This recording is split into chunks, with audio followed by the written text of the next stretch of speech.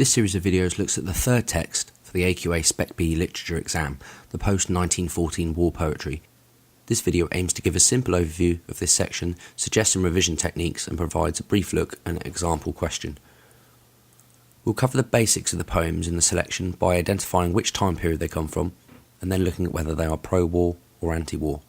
We'll then look at an example question to see how it's worded and what it will require you to do. Based on this, a plan of attack will be suggested for your revision, as it's going to be impossible for most candidates to prepare all 18 poems from the selection. Finally, we'll look at a possible solution as to how to structure an essay response. Right, here's some basics. There are 18 poems from which the examiners could draw upon a question to ask you. Here they are. I'm suggesting 4 main time periods into which the poems can be categorised. World War I, 1914 to 18. Interwar, or non-specific to any particular war. World War II, 1939 to 45, and the Cold War, 1945 to 1991. The Cold War describes the tense period of poor relations between the USA and the Soviet Union. It was a Cold War because there was never an actual engagement between the two sides in battle. Instead, it was a war of ideas, competition, such as the space race, and a period of an intense build-up of nuclear weapons. These poems are written by World War I poets. This poem is not really about any single particular war and was probably written between World War I and II.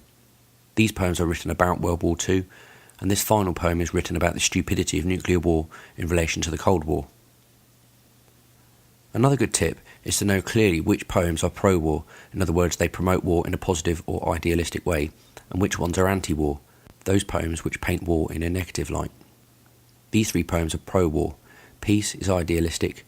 Who's for the Game is a recruitment or propaganda poem designed to encourage young men to join up in World War I, and Into Battle is another propaganda poem which describes conflict as glorious.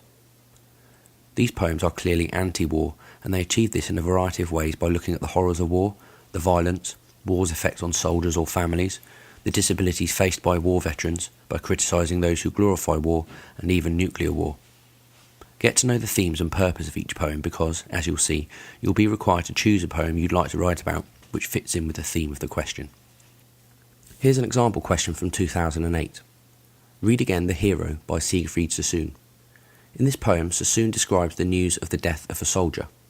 Compare this poem with one other poem from the post-1914 selection which tells the truth about war. It's worth 25 marks. I've highlighted here the key points in the question. Do the same in your exam. As you can see, you'll be forced to write about one poem. In this case, it's The Hero by Sassoon. The question will then suggest a theme or a focus. Here it's telling the truth about war. You'll need to pick another poem to compare it to. I might choose Suicide in the Trenches, also by Sassoon, because it bluntly tells the truth about how innocent soldiers can be driven to kill themselves in war. In this way, it's similar to The Hero, because both soldiers, at least in the army's opinion, die in cowardly ways. Whichever poem you choose, make sure your choice answers the question, so read it carefully before you start to plan. When writing about the poems, you'll need to analyse both and compare them for language, structure, tone and feelings. All questions are worth the same marks. It was 25 last year for both foundation and higher, and there's no reason to think it will be different this year. So how should you go about revising? It is unwise to try and prepare all 18.